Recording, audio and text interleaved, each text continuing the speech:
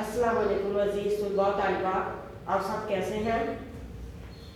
جیسا کہ ہم نے کل شروع کی تھی علامہ اقبال کی نظم، بہت خوبصورت نظم ہے پیوستہ رہ شجر سے امید بہار۔ ہم نے اس کی شعر نمبر 1 اور شعر نمبر 2 کی تشریح کی تھی اور علامہ اقبال کے تعارف کے بارے میں بھی میں نے آپ کو بتا دیا۔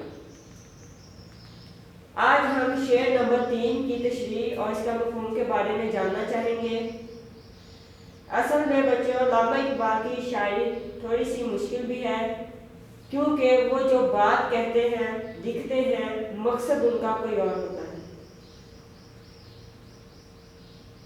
ہے تیرے گلستان میں بھی فصل خزاں کا دور، ہے تیرے گلستان میں بھی فصل خزاں کا دور، خالی ہے جیب گل زرے کامل عیار سے۔ اے مسلمانوں، تمہارے باغ میں بھی خزاں کا دور آیا ہوا ہے اور پھولوں کا دامن خالی سونے سے خالی ہے۔ مفہوم ہے شعر کا، مطلب ہے شعر کا، علامہ اقبال بڑے صغیر کے مسلمانوں سے مخاطب ہے، ان کا حال ان کو بتا رہے ہیں بڑی خوبصورت مثال دے کر اس شعر کے ذریعے۔ ہے تیرے گلستان میں بھی فصل خزاں کا دور، خالی ہے جیب گل زرے کامل عیار سے۔ اے مسلمانوں، تمہارے باغ میں بھی خزاں کا موسم آیا ہوا ہے اور پھولوں کا دامن خالص سونے سے خالی ہے۔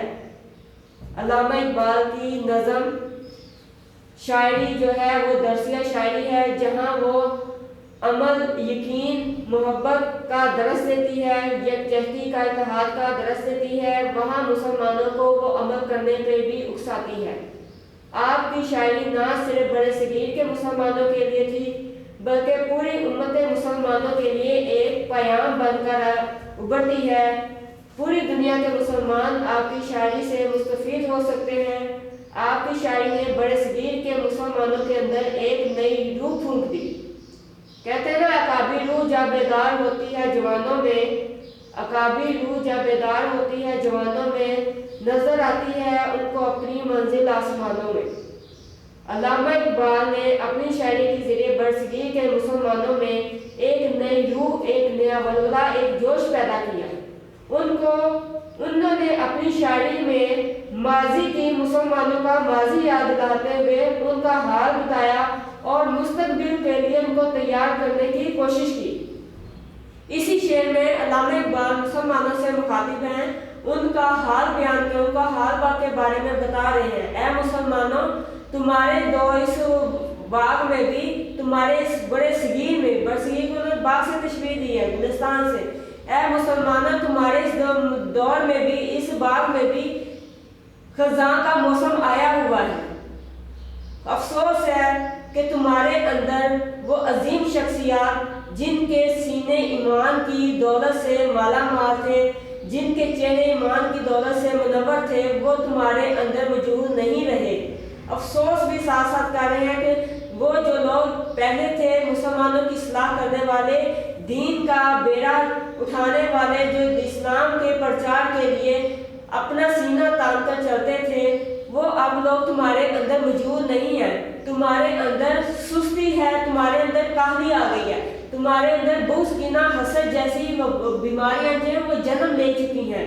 وہ جو لوگ مخلص تھے، خالص لوگ تھے، جو دین کا پرچار کرنے والے تھے، وہ تمہارے اندر اب ایسے لوگ نہیں ہیں۔ تمہارے ملک، تمہارے برصغیر پر جس کا زوال چھایا ہوا ہے، آج تم جو انتشار کا شکار ہو چکے ہو، افراتفری تمہارے اندر پڑی ہوئی ہے، جس کی وجہ تم خواب غفلت میں پڑ گئے ہو اور تم انتشار کا شکار ہو چکے ہو۔ اس کی وجہ یہی ہے کہ تم نے اپنے بزرگوں کے نقش قدم پر چلنا چھوڑ دیا۔ تم نے وہ تمام تعلیمات بلا دی جو کبھی ہمارے اسلام میں پایا جاتی تھی۔ وہ بزرگ، وہ جو دین کی سر بلندی کے لیے، دین کے پرچم کو بلند کرنے کے لیے نکلتے تھے، آج وہ لوگ جو ہیں وہ تمہارے اندر موجود نہیں ہیں، وہ ایک ایک کر کے اس دنیا سے رخصت ہو گئے ہیں۔ اس لیے اے مسلمانوں، تم آج جو انتشار کا افراتفری کا زوال کا شکار ہو گئے ہو، تمہارا اپنا ہی زوال اپنے اوپر ہے، یہ تمہاری اپنی ہی تخلیق ہے۔ تم نے اپنی لا علمی، جہالت، گمراہی کی وجہ سے اپنے اوپر یہ ساری مصائب جو ہیں مسلط کر لی ہیں۔ یہی وجہ ہے کہ آج دوسری قومیں تم غالب ہونے کی بجائے تم مغلوب ہو۔ تمہیں دوسری قوموں پر غالب ہونے کی بجائے دوسری قومیں تمہارے اوپر غالب آ چکی ہیں، کیونکہ تم نے اپنے اسلاف کی جو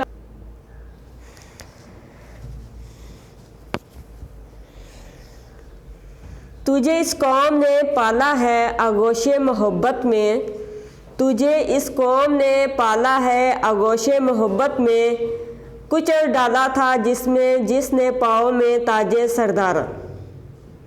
اگر میں چاہوں تو نقشہ کھینچ کر رکھ دوں الفاظ میں، اگر میں چاہوں تو نقشہ کھینچ کر رکھ دوں الفاظ میں، مگر تیرے تخیل سے فروزاں تر ہے وہ نظارہ۔ بہت خوبصورت شاعری ہے علامہ اقبال کی، جو آپ کو پڑھایا جاتا ہے، امید ہے آپ اس کا سمجھنے کی کوشش کرتے ہوں گے۔ شعر نمبر 4 کی طرف آتے ہیں۔ جو نغمہ زن تھے خلوت اوراق میں طیور، جو نغمہ زن تھے خلوت اوراق میں طیور، رخصت ہوئے تیرے شجرے سایہ دار سے۔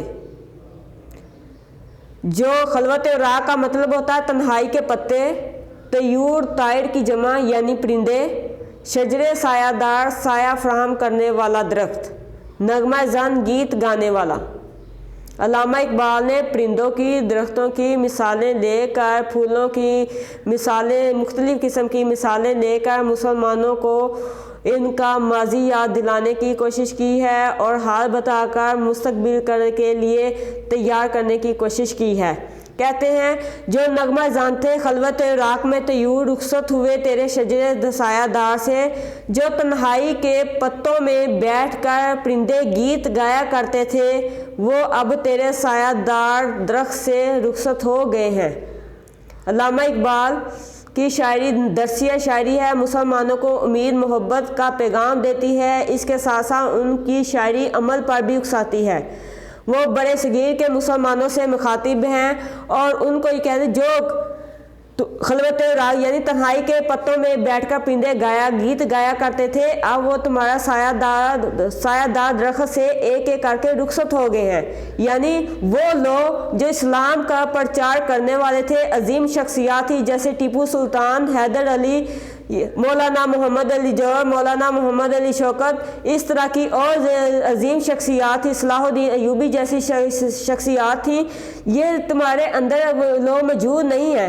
ان کے سینے ایمان کی دولت سے مالا مال تھے، یہ جذبہ ایمانی لیے پیدا ہوئے تھے، لیکن افسوس ہے کہنا پڑتا ہے کہ وہ لوگ اب دنیا میں نہیں رہے، وہ ایک ایک کر کے دنیا سے جا چکے ہیں۔ لیکن تم نے ان کے نقش قدم پر چلنے کی بجائے، ان کی تعلیمات پر عمل کرنے کی بجائے تم نے ان کے نقش قدم پر چلنا چھوڑ دیا اور ان کی تعلیمات سے روگردانی شروع کر دی۔ یہی وجہ ہے کہ وہ پرندے جو تھے وہ تو درختوں کے پتوں میں بیٹھ کے گیت گایا کرتے تھے، وہ اس دنیا سے وہ جو گیت گایا کرتے تھے درختوں کے پتوں، تنہائی کے پتوں میں بیٹھ کے، وہ تمہارے سایہ فراہم کرنے والے درخت سے ایک ایک کر کے چلے گئے ہیں۔ یعنی تمہارے اندر اب ایسے کوئی لیڈر نہیں ہیں، اب ایسی کوئی عظیم شخصیات، عظیم لیڈر جو رہنما تھے وہ تمہارے اندر موجود نہیں رہے، جو تمہاری اصلاح کر سکے، تمہیں راستے کی طرف گامزن کر سکے۔ جو بڑی شخصیات تھیں وہ تو ایک ایک کر کے، کیونکہ موت برحق ہے، ہر ایک کو موت کا سامنا کرنا ہے، وہ لوگ چلے گئے، لیکن تم نے ان کی قدر نہیں کی، ان کی تعلیمات کو فراموش کر دیا، اور آج تمہارے اوپر جو خزاں کا موسم چھایا ہوا ہے، تمہارے اوپر جو زوال آیا ہوا ہے، تم محکومی کا جو شکار ہو چکے ہو، وہ تمہاری وجہ یہی ہے کہ تم نے اپنے بزرگوں کی، اپنے اسلاف کی تعلیمات کو فراموش کر دیا ہے، اور آج تم بکھر کر بیٹھے ہوئے افراتفری کا شکار ہو چکے ہو، آج زوال تمہارے اوپر آیا ہوا ہے۔ اور بچوں یہی تھا آج تک کے لیے سبق، شعر نمبر 3، شعر نمبر 4 کی ہم نے تشریح کی۔ امید ہے کہ جو کچھ اقبال نے کہا ہے، جو کچھ میں نے آپ کو سمجھایا وہ آپ کو سمجھ میں آ گیا ہوگا۔ کل شعر نمبر 5 کے ساتھ حاضر ہوں گے. کل تک کے لیے اجازت. اوکے, اللہ حافظ.